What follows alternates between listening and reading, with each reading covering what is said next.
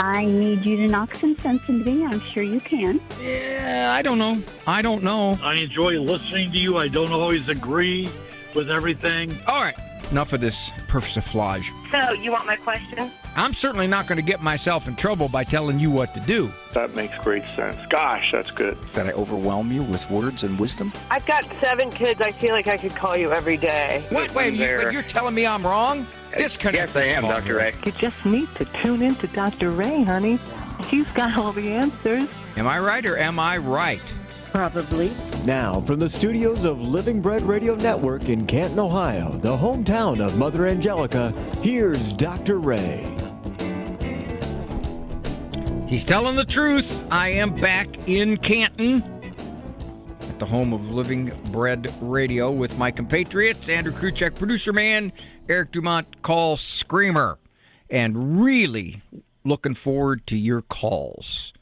Last week, took a whole bunch of calls from the folks in the audience there at the Good News Cruise. I did a lot to answer them, but now I get my land legs back. Yeah, I'll tell you what. Ooh, I got back to my house and I was just wobbling back and forth. No, that's not true. Those big things just kind of barely can you feel it. So, first of all, down to business here.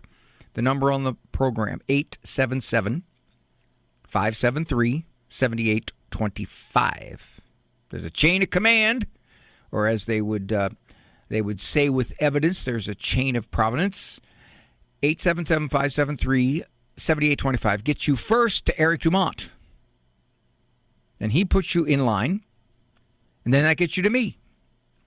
And then after we're done, you go back to wherever you were.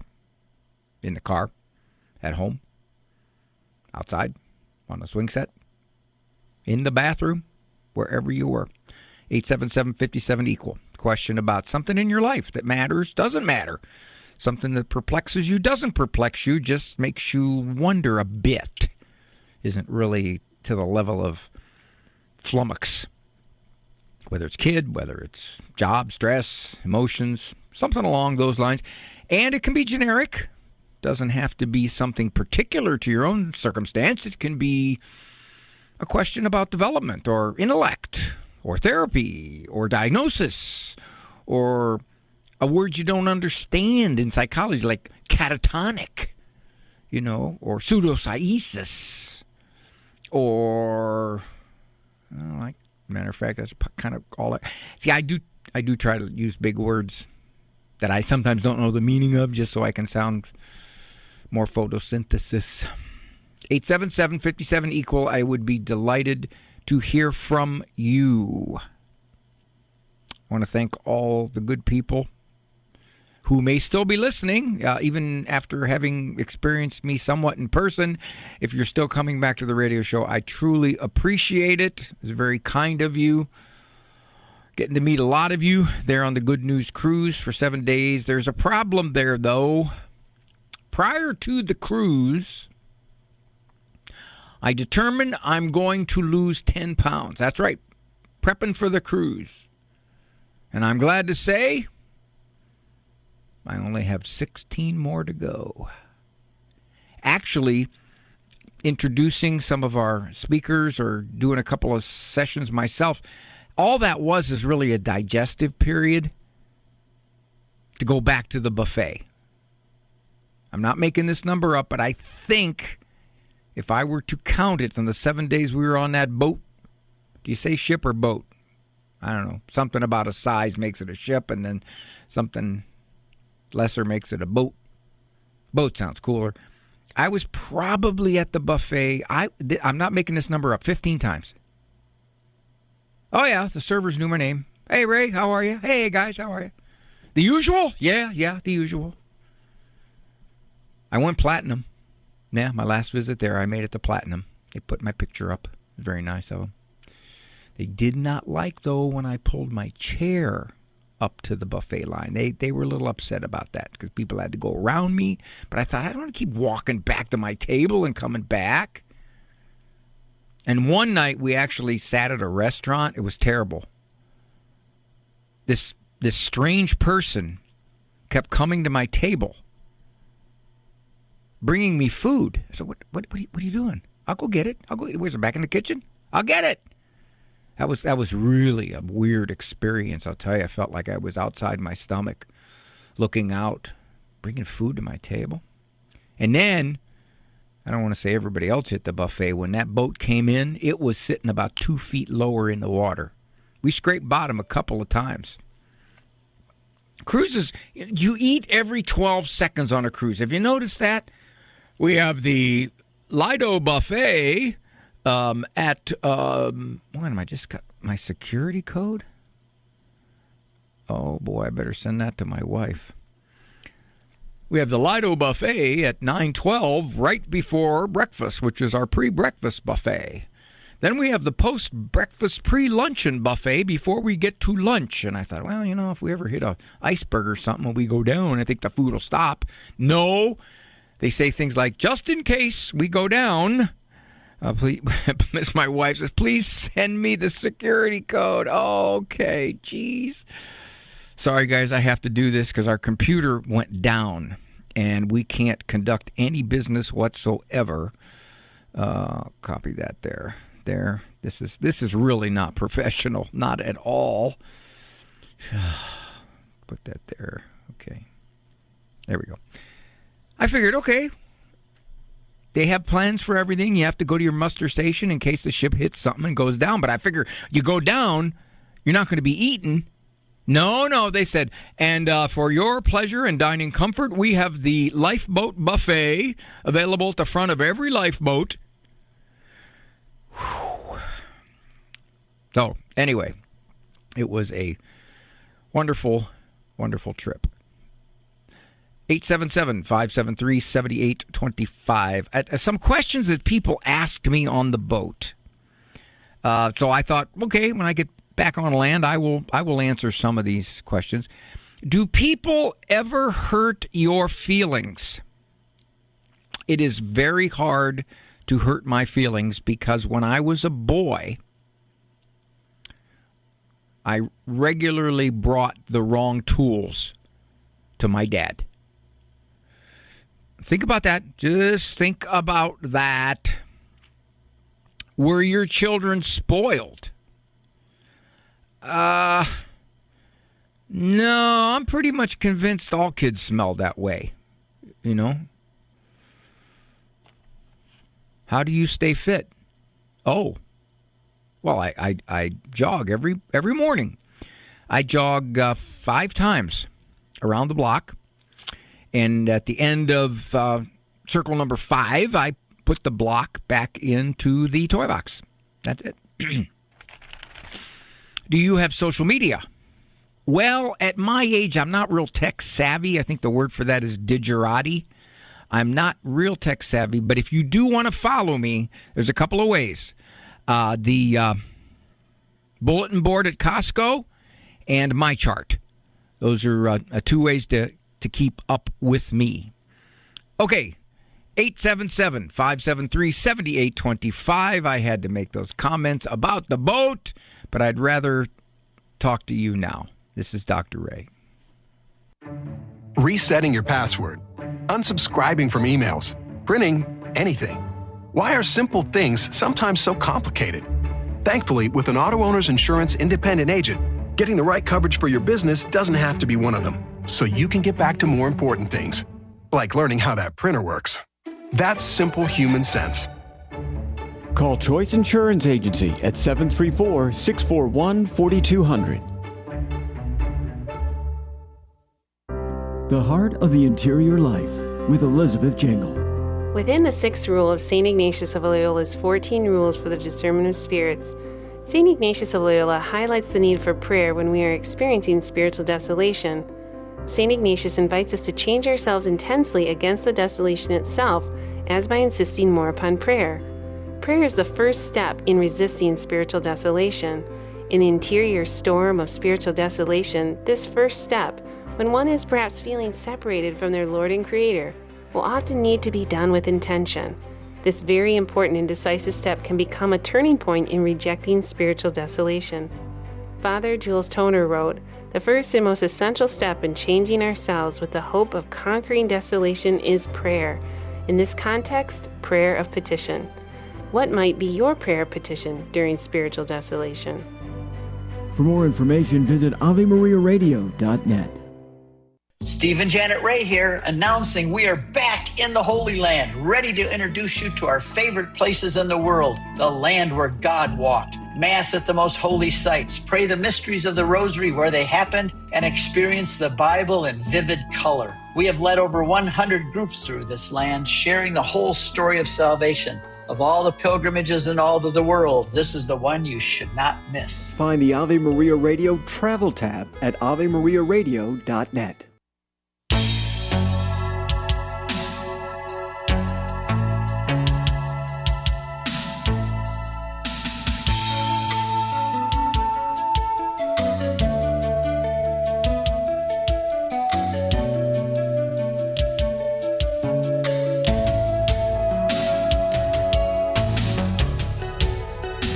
Good to have you with me here on The Doctor Is In.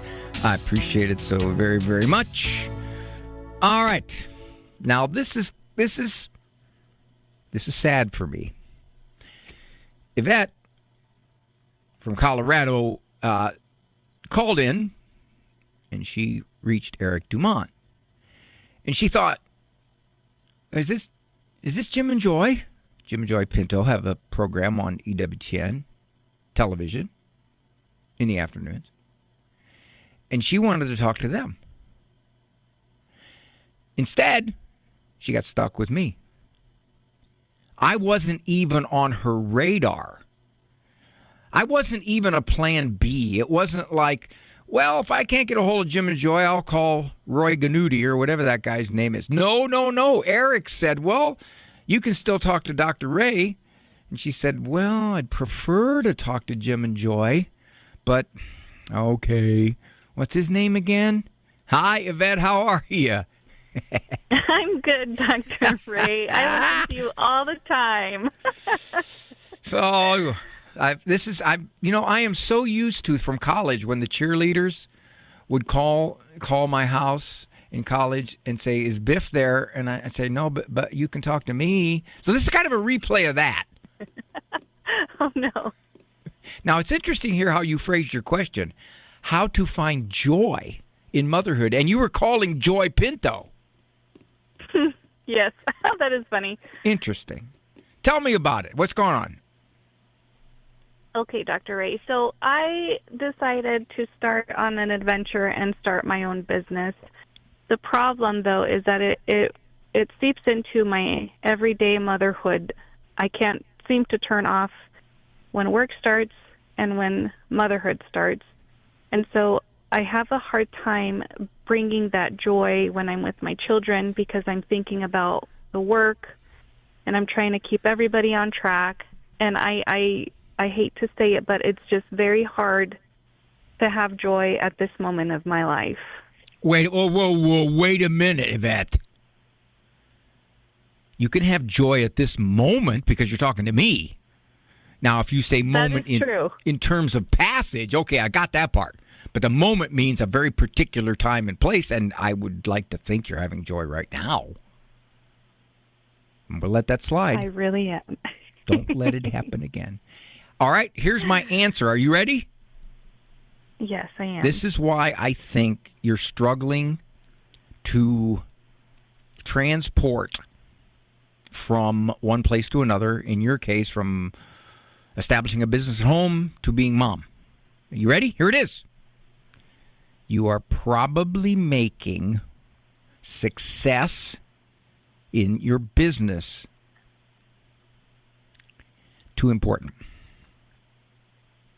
Yes, I am. You are tying it into, and boy, I'm going to sound really shrinky here. I'm so sorry. Forgive me. Somehow you must be tying it into your own view of yourself as a competent woman, rather than saying, I'm trying to start a business and it's got a lot of hiccups, got a lot of things that can go wrong, but when I stop that business and I move into motherhood, that business gets no more thoughts. You haven't been doing that because, see, you're still kind of looking back at that business. Yes, I am. Yeah, it's on my mind 24/7. Yeah, no. That's what's killing you. That's what's killing you. And you know why it's on your mind 24/7? You're making it too important. Yeah. Yvette, what would happen if you failed, if the business didn't go? What would that mean to you? Well, I'd be in a lot of debt. Well, okay, that's practical. Okay, that's practical. It's not insurmountable, but it's practical. But what would it mean in terms of your own self-view? I'm a failure? Yeah. Oh, you can't. If you think like that, girl, you're going to have a heck of a time.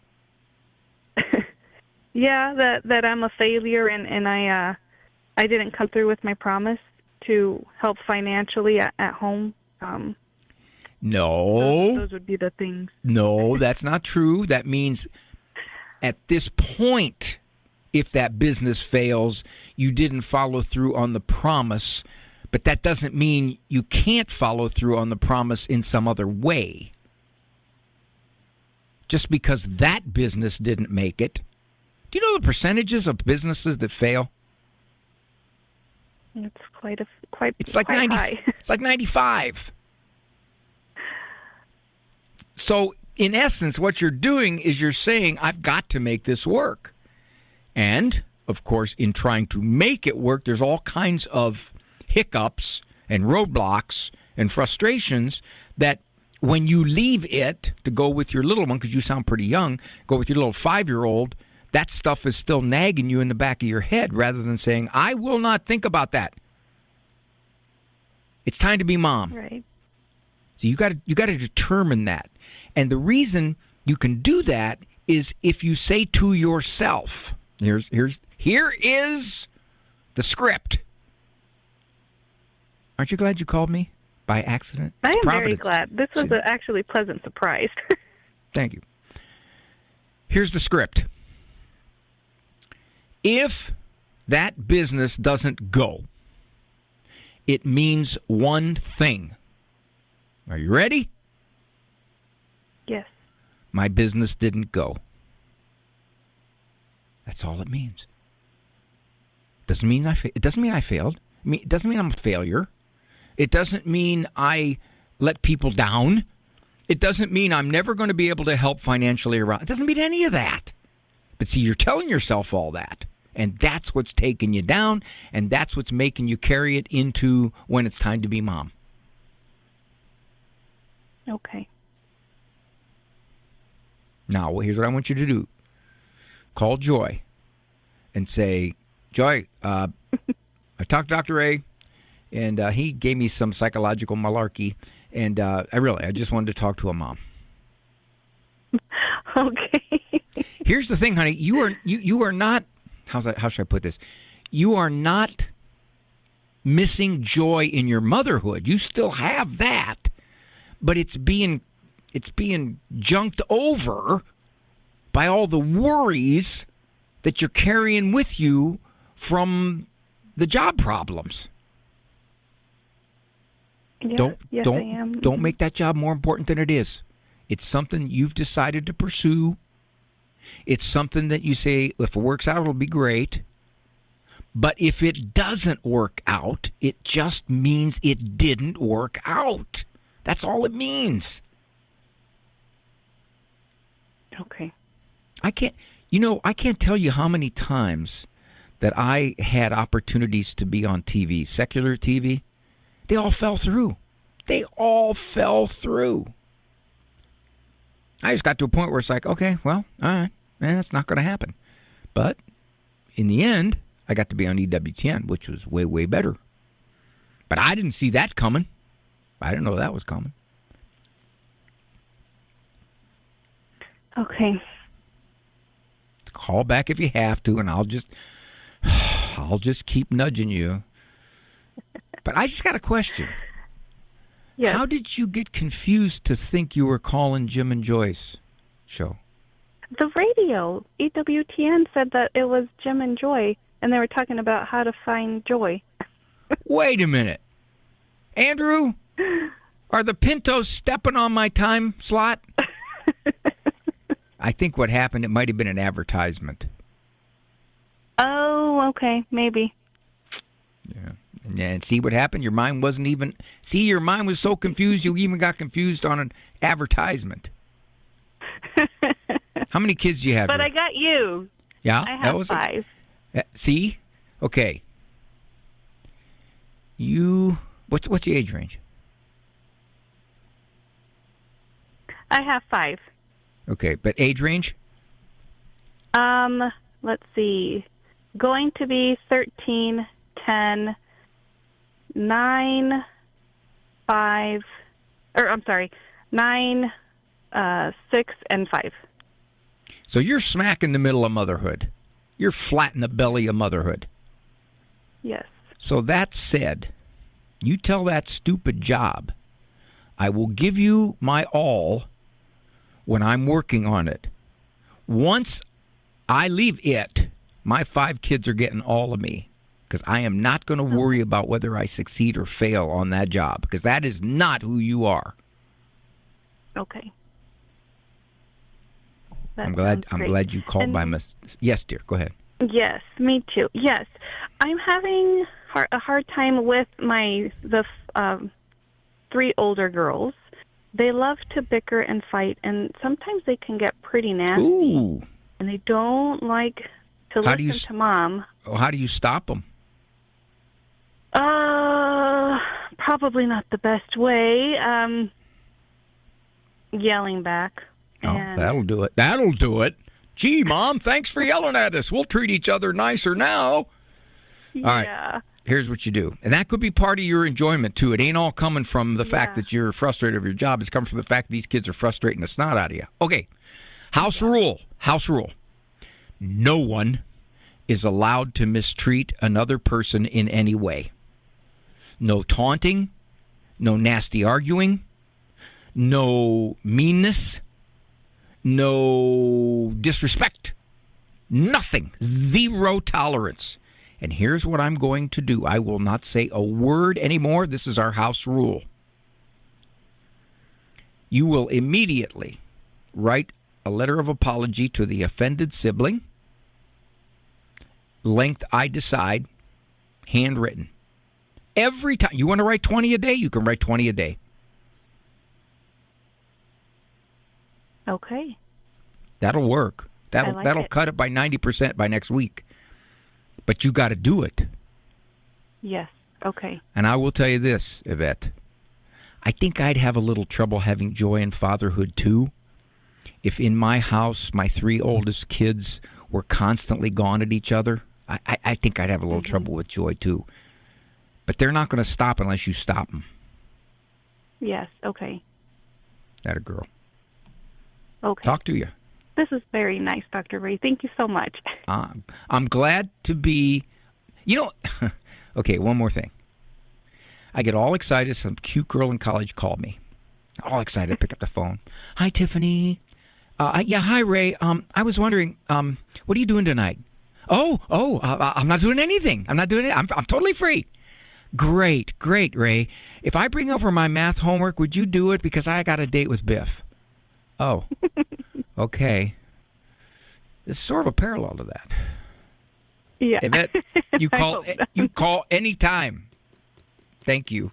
Okay. Thank you, Dr. Ray. Bye. All right, I know. I spent a lot of time with Yvette, and I broke rules. The rule is, okay, no more than 4 minutes per radio call. That's crazy. Depends on the person, depends on the call, depends on all kinds of things. But we do have other calls. Just came up, so I will get to those after this break. The number is 877-57 equal, and I'm certainly delighted to have your company.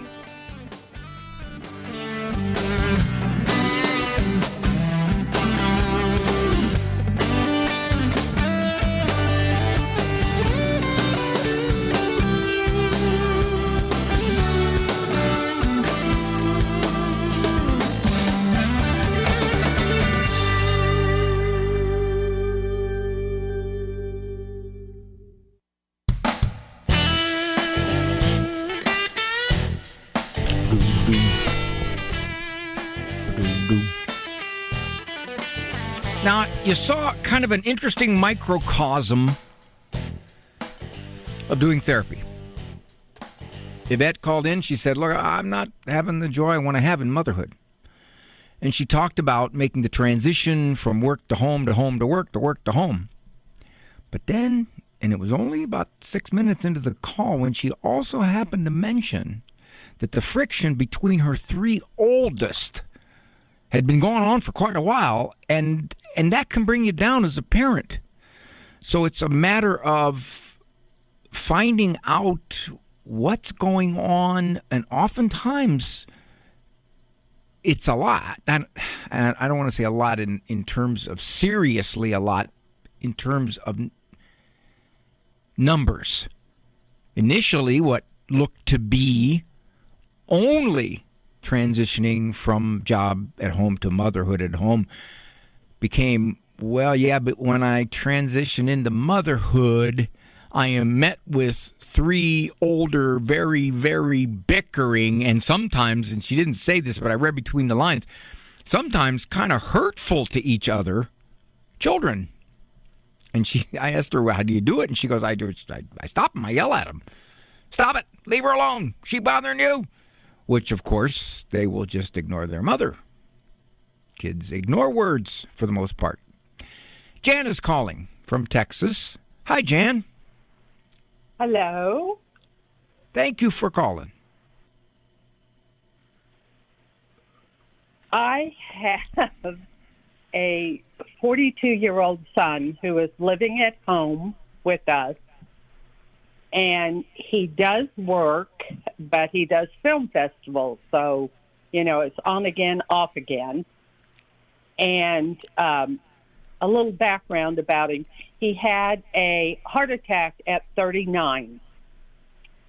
And right before that, he was scheduled to do international film festivals in Australia and New Zealand and various places, which was going to open up a whole new career path for him. Well, that's when COVID hit. So that ended. That didn't happen. And then he had a heart attack. And from there, he just seems to be so depressed.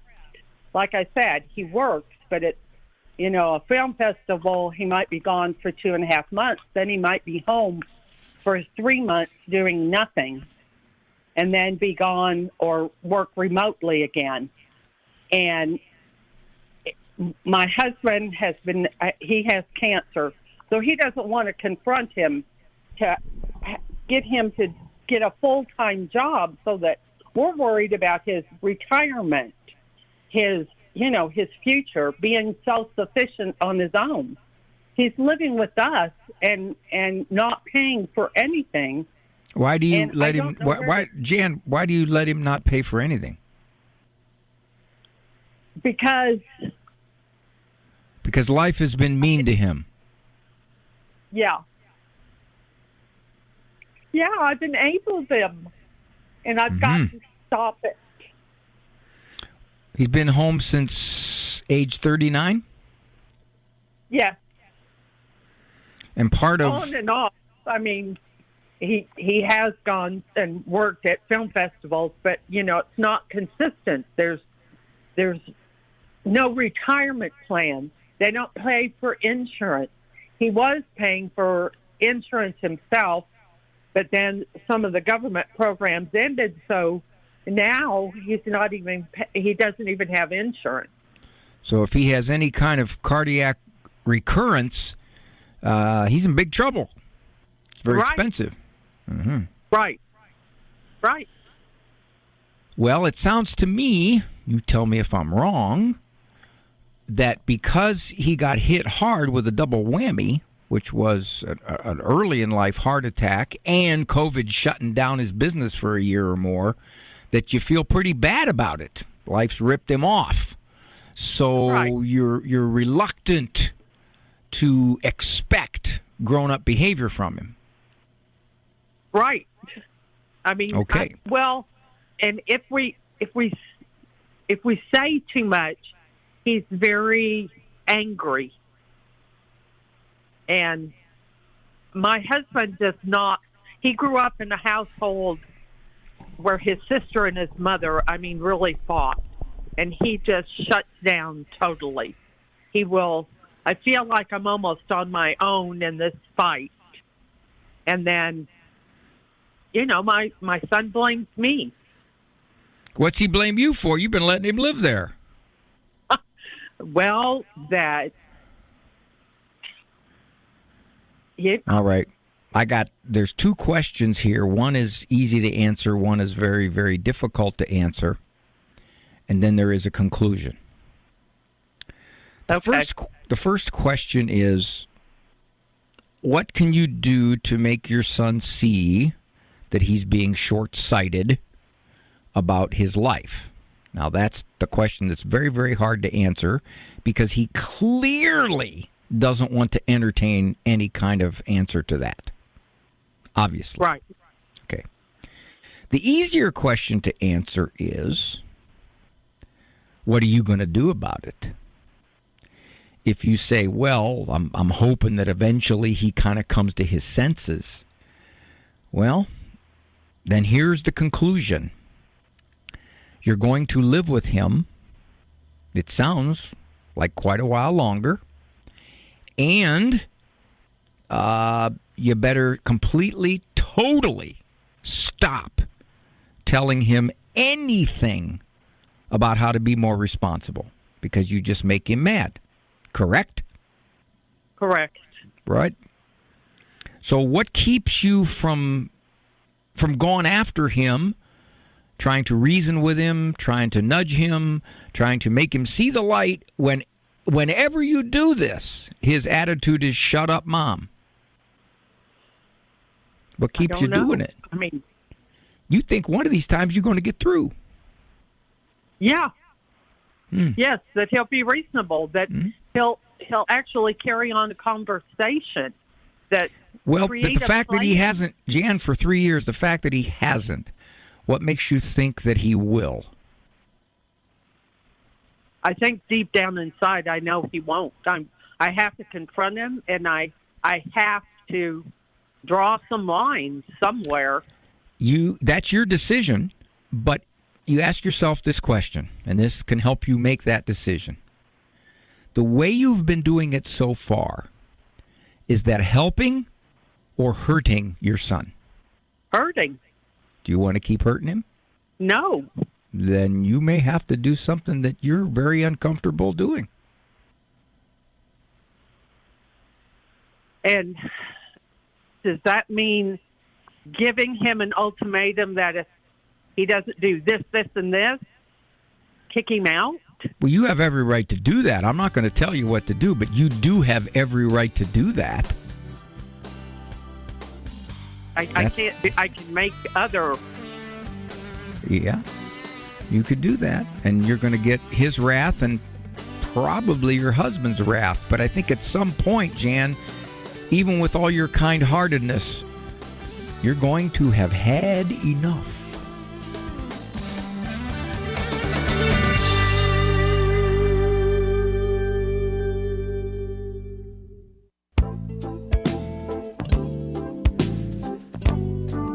Dr. Ray Guarendi, the doctor, is in dispensing a little bit of aerosol over the air, broadcast Valium. I appreciate your company. It's always very, very nice. Joan from New Hampshire has a very talkative friend.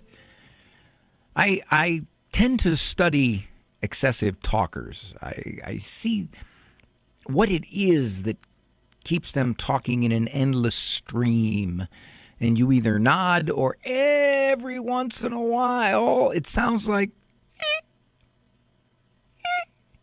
which is the sound of you trying to get a word in edgewise. Hello, Joan. Hello, Dr. Ray. I am not going to be an excessive talker with you. I'm simply going to listen.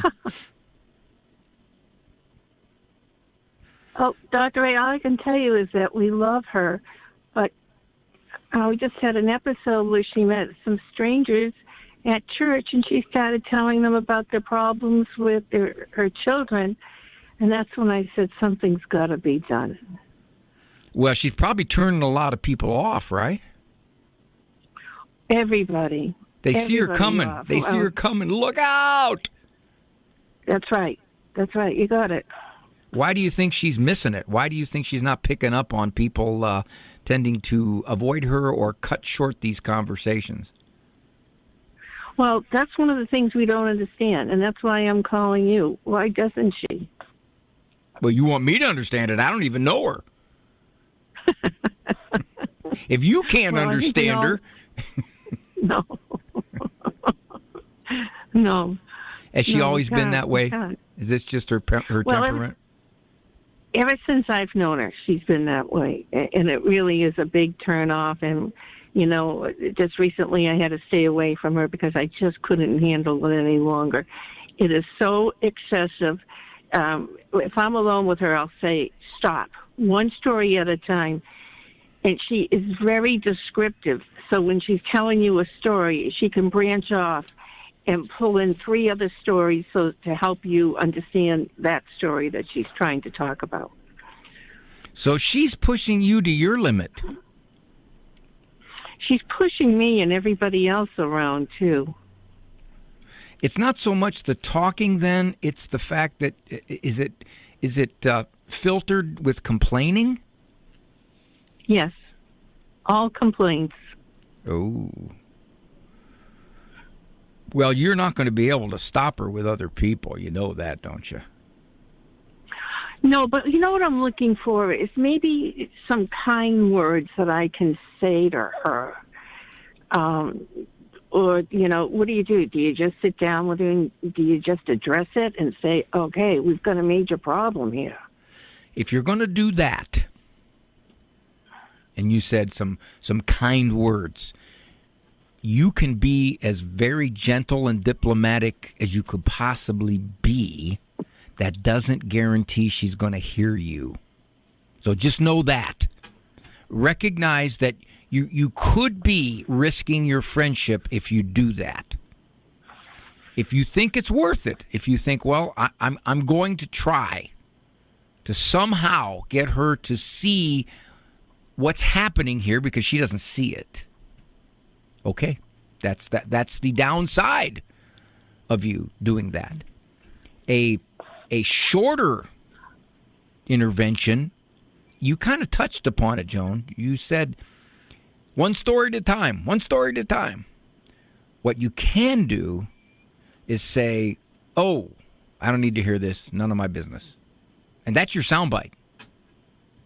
8 sentences later, oh, I don't need to hear this, none of my business. 8 sentences later, I don't need to hear this, none of my business. You're basically trying to put guardrails, but she'll blow through that. You know that. She'll blow right through it and keep going. But at some point, maybe the drip, drip, drip of, I really don't need to hear this, none of my business. Maybe we'll get her to stop. How old is she, Joan? She's in her late 60s. Oh, wow. Late 60s. But Dr. Ray, why does somebody talk like that? Just nonstop. She's a well-educated woman. There are a lot of people in my life who are nonstop talkers. I've studied it informally as I've sat and listened to them, wondering, what is it that you are just this steady stream of words without taking a breath? Yeah. I think it varies from person to person. I think probably the best explanation is that we're all wired so very differently. And some people just, by their nature, are talkers. Now, in your friend's case, it isn't only the talking, it's the complaining. The talking might not turn people off, but the complaining, the dumping on you of all my sorrows and sadness and tragedies, people, I talk about that. I wrote a book called How to Get Along with Almost Everybody. And there were 3 conversation killers that I identified, and complaining was one of them. People just don't want to be around a steady diet of somebody else complaining. They just don't. I think your more insightful question, Joan, is how come she doesn't see how she affects other people, right? Yes. I know. She may be so caught up in what she has to say that she just doesn't pick up on their cues.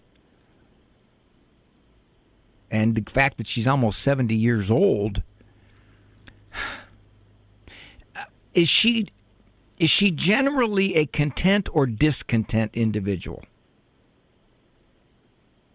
I would say in between there. Okay. In between. So she lives her life. She does have a very... I was going to say, she does have a very unhappy home life. Well, it gives her plenty of material to tell other people about, huh?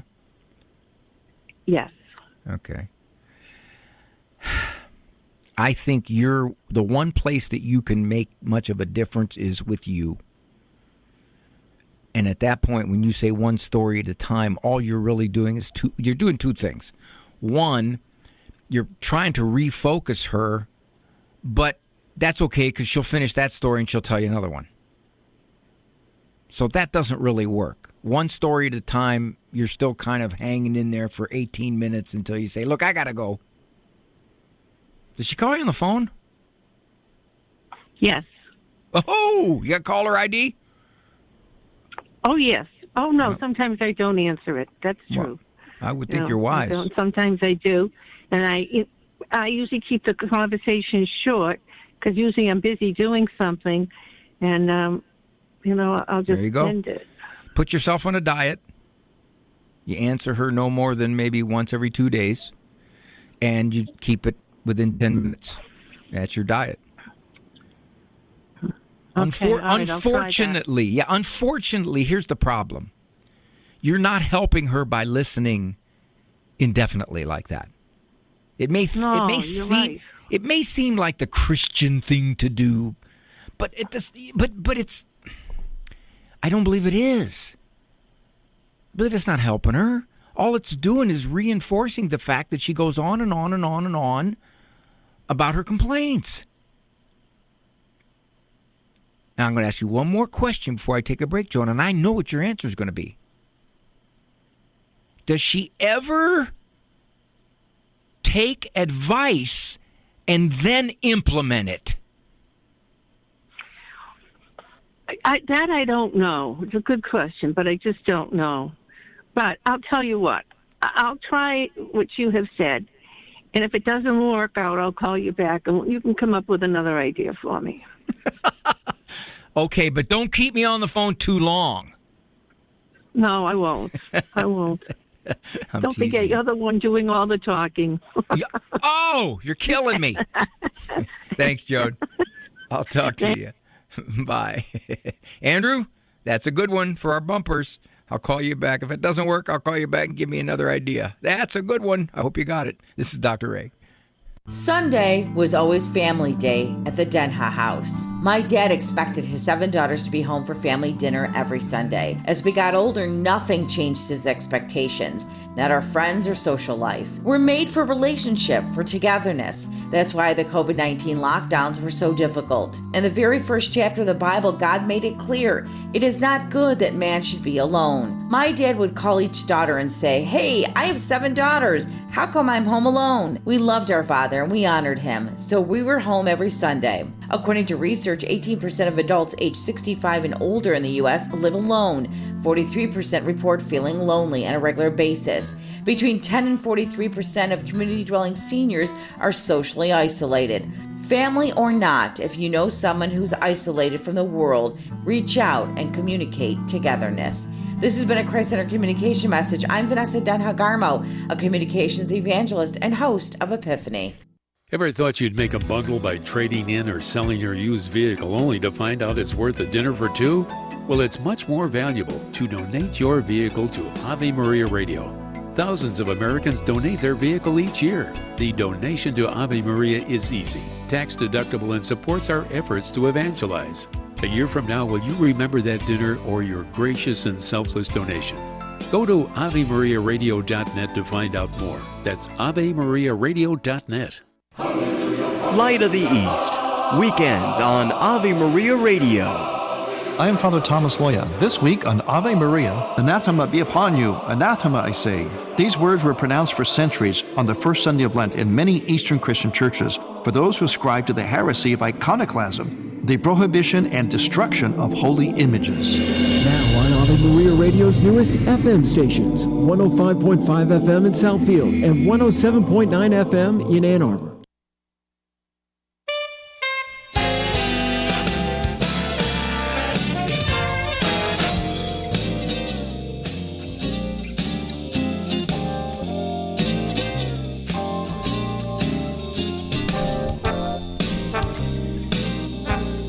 If you look at the surveys, I won't call them studies because they're surveys, they're polls.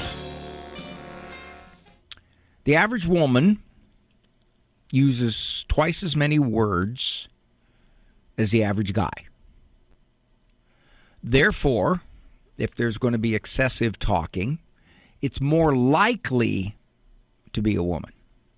Now, I know some guys, personally, who are excessive talkers, just excessive. They get caught up in details, and whatever they wanted to tell you is buried under a whole bunch of squirrel trails where they just go off. But more often, it is a woman, and women are naturally more verbal than men. So if they're going to drift into excessive talking, and the complications of excessive talking are what frustrates the listener or the trying to listen. One you saw from Joan, it was the complaining. That's tough to take. It is just tough to take.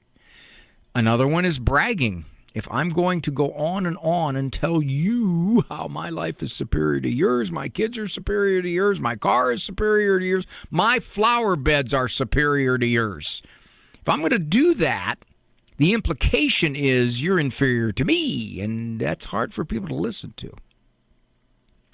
Another one is, I'm not going to ask about you if I'm talking endlessly. Have you noticed that?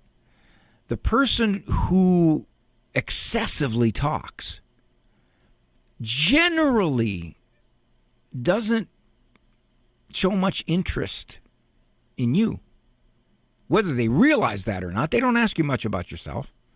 They may not even know much about yourself. I couldn't ask Joan this question, but I wanted to say, does your friend know a whole lot about you? She's so quick to tell you everything that's wrong in her life.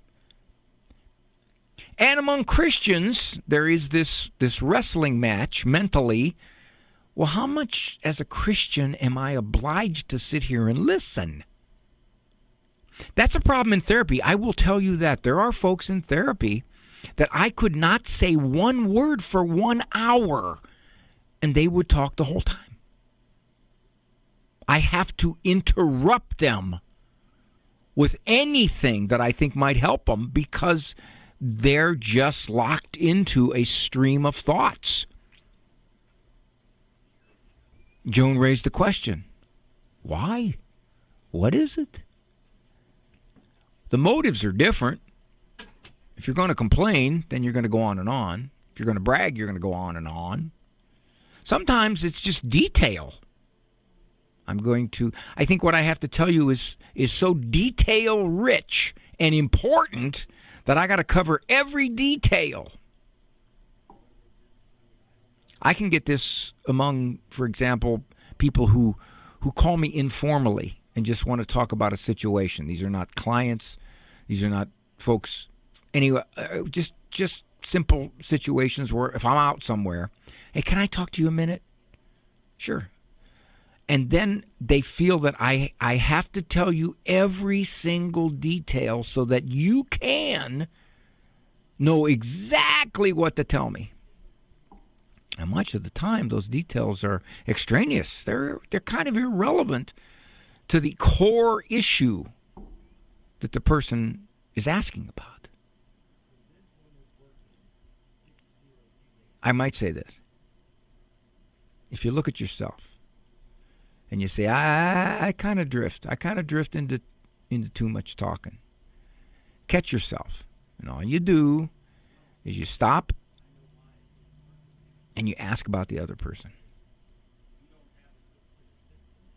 I've had people catch themselves like that. And they'll say, man, I just been going on and on. So, Ray, what's new in your life? And I might say a sentence or something, and that sentence touches off in them something similar. You know, I had a situation like that and off they go. So you be careful when you talk a lot like that. You train other people not to converse, because their attitude is, if I do tell you something from my personal perspective, it just stimulates you to go on.